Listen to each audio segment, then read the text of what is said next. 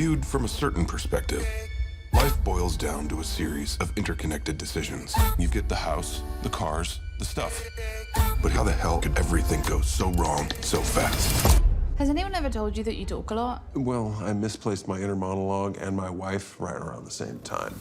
Jon Hamm has it all. Known for Mad Men, devilishly handsome, very funny, and now executive producer and star of his own Apple TV Plus series, Your Friends and Neighbors. Jonathan Tropper wrote it. Jon plays a man who loses it all and has to burglarize his friends and neighbors' homes. But he's the boss. Part of being an executive producer on the project means that I'm involved in a lot of the decisions that come up. So I was, as you say, around from the beginning. So I had a hand in and a very active hand in a lot of the creative decisions that got us to where we are. Big part of that was making sure that we had a director who did the first 2 episodes, who we knew was going to establish the tone of the show. Let's go to the table read then, because that's when you see how all of the other elements are actually going to be when you hear them in your ear. Did that shape your character at all? I kind of knew exactly what I was going to do with it. I think more to the point it shaped the world. We certainly got to see what everybody else was going to do, and that was exciting. You rightly point out that the first time you hear something, you really get a sense of what is this world going to look like, and that was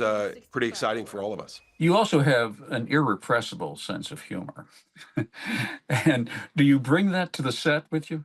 I try to keep it pretty loose. Yeah, you know, I remember that, you know, what we're doing isn't you know, rocket science, and it's not curing cancer. It's at the end of the day, it's meant to be entertaining. So we're supposed to enjoy what we're doing, and I really do love my job, and I consider it a great honor to get to do what I get to do, and I consider myself very lucky and maintain a very healthy sense of gratitude. But also, I like to have fun while we're doing it.